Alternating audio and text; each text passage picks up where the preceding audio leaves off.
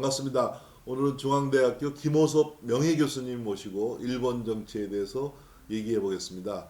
먼저 들어가는 얘기는 여담이라 할까요? 우리가 네. 친일, 반일 네. 보다 극일을 한다 그러는데 예. 서울대학교 학부에 예. 일본 학과가 생겨야지 극일되는 거 아닙니까? 그렇게 주장하셔도 비상식적이라고 이야기할 수는 없죠. 근데 제가 생각하기에 이제 일본 붙을 때는 용일 또 네. 이런 단어도 쓰고요. 네. 지일 일본을 알자 하는 단어도 쓰고 하는데 제가 생각에는 제가 그 교수여서 그런지 모르지만 일본을 아는 게 굉장히 중요하다 이렇게 생각이 되고요. 근데 또 어떻게 보면은 우리 사회에서 일본이라고 하는 국가 혹은 일본이라는 사회 혹은 일본의 경제, 일본 기업 이런 여러 측면에서 일본에 대해서는 좀 많이 안다고 좀 봅니다. 네. 그러니까 말하자면 우리나라하고 대한민국하고 이렇게 관계를 맺는 국가, 주변 국가 중국도 있고요. 그다음에 미국도 있겠습니다만은 미국이나 중국을 속속들이 잘하는 그런 그 전문가들도 요즘에는 좀 옛날보다 수적으로 많아졌습니다만 그렇게 그 많은 편은 아니거든요. 네. 그리고 또 일반적인 상식도 우리 기준으로 해서 미국을 해석을 한다든가 우리 기준으로 해서 중국을 해석하는 이런 수가 많고 사실은 그 중국의 본질 또는 미국 사회의 본질 이런 것을 잘 아는 게 중요한데, 근데 그런 나라에 대한 지식이라고 하는 관점에서 보면 일본에 대해서는 그래도 많이 아는 편이 아닌가 저는 이렇게 생각이 됩니다. 그게 이제 지리적으로도 가깝고 또는 이번 수출 규제 이전에는 2017년도, 2018년도 보면은 700만 명 이상이 한국의 그 관광객이 혹은 방문자들이 일본을 방문을 했거든요. 그러니까 말하자면 몸소 체험하는 경험도 있고.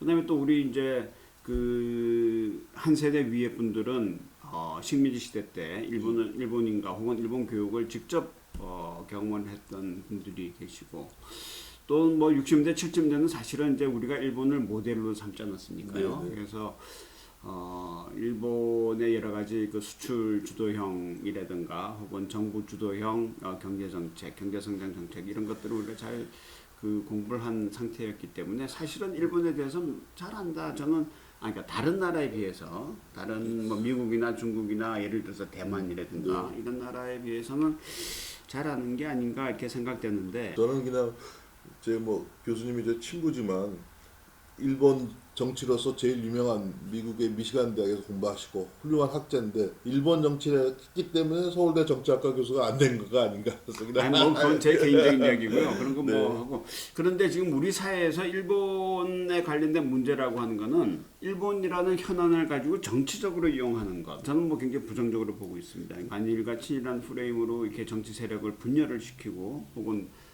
국민들을 분열을 시키고 정치적으로 자기에 반대되는 세력을 엉뚱하게 친일이라고 프레이밍을 한다 그러나요?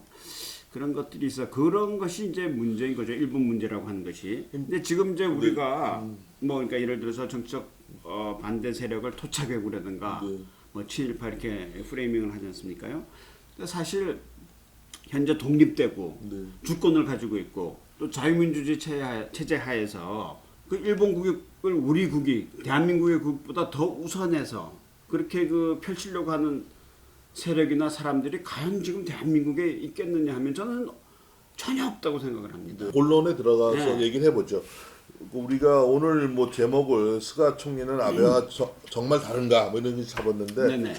저는 스가 총리와 아베 총리가 어떻게 다르냐. 저는 스가와 아베 총리가 기본적으로 다른 것이 아베는 굉장히 이념적인 정치가였거든요. 네네. 근데 그 이념적이라고 하는 게 이제 우익사상입니다만, 그러니까 우익사상이라고 하는 걸 조금 이제 풀면은 지난 태평양 전쟁 혹은 식민지 지배 혹은 중국 침략 이런 것들을 일본이나 아시아 민족의 국익을 위해서 서양 세력하고 싸웠다. 네. 그래서 이거는 굉장히 긍정적인, 그러니까 침략이 아니고 진출이다. 네. 또 서양 세력하고 일본이 아시아 세력을 대표해서 서양 세력과 싸우는데 그게 이제 중국하고 한국을 같이 동원을 했다 하는 식의 역사 해석 이런 것이 이제 우익적인 역사 해석인데 그 우익적인 역사 해석을 기본적으로 긍정적으로 받아들이고 또 그런 해석을 하는 세력들로부터 정치적 영향력을 굉장히 많이 받았던 사람이 그 아베 신조라고 하는 사람입니다.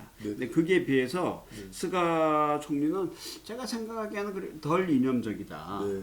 덜 이념적이고 현실을 좀 더 중시하는 현실주의적인 정치가가 아닌가 이렇게 하는 생각이 있습니다. 기본적으로요. 그럼 스가 총리에 대해서 좀 더 어떤 사람인가 얘기를 해보죠. 미국이나 일본에 보면 한국에서는 뭐 대통령 아들이나 정치인 자식이 그 정치하는 거에서 부정적으로 보는데 일본이나 뭐 미국도 그렇고 왜 너는 정치를 안 하느냐? 아버지는 정치했는데 뭐 이런 게 있는 것 같아요. 네. 근데 조금 스가 총리는 좀 소위 뭐 흑수저라는 얘기도 하듯이 네. 좀 그런 정치적인 집안 배경은 없었던 것 같죠? 예, 집안 배경은 이제 그 중앙 무대에 네. 그 정책 배경은 없었고요. 근데 이제 그 이번에 수가 총리가 하도 이제 아베 총리가 7년 8개월간 하고 장기적으로 하고 굉장히 세게 좀 강력하게 정책 리더십을 발휘해서 이제 그런데 이 수가 총리라고 그 내각이라고 하는 것이 이제 이 내년 9월 네. 내년 9월까지 임기가 보장된 총리거든요. 그렇죠. 그러니까 내년 말하자면 9월에 다시 재임되게 되면 더 이제 그렇죠. 뭐 근데 이제 본격적으로 뭘 하겠죠. 그리고 이제 그게 자민당의 총재 임기가 내년 9월에 끝나고 또 이거 중의원의 임기도 중의원이 4년 임기입니다만은 내년 10월에 끝나거든요. 네네. 그래서 어떻게 뭐 이렇게 해산 이제 임기 만료를 다 기다리는 게 아니라 보통 한 그 중의원을 해산을 하게 됩니다만은 해산하고 난 다음에 중요한 선거가 있을 텐데 선거 결과에 굉장히 좋은 선거 결과를 얻어야지 이제 장기 집권이 되는 거고요. 네네. 그렇지 않는 한 1년 임기가 보장된 총리이기 때문에 그 아베 총리와 같이 이렇게 강력한 정책 리더십을 발휘하기는 좀 그 시간적으로 좀 제한이 있다 이렇게 생각이 됩니다. 네. 이제 방금 그 이용종 교수님께서 이야기하셨던 그 스가 총리의 출신 배경과 일본 전체적인 정치적인 어떤 그 출신이라고 할까요? 네네. 가문에 이런 거를 조금 이제 소개를 드리자면 그리고 또 흑수저라고 하는 말씀을 하셨는데 뭐 흑수저 금수저니까 그냥 가문이라든가 집안에 관련된 혹은 출신을 이야기하는 거거든요.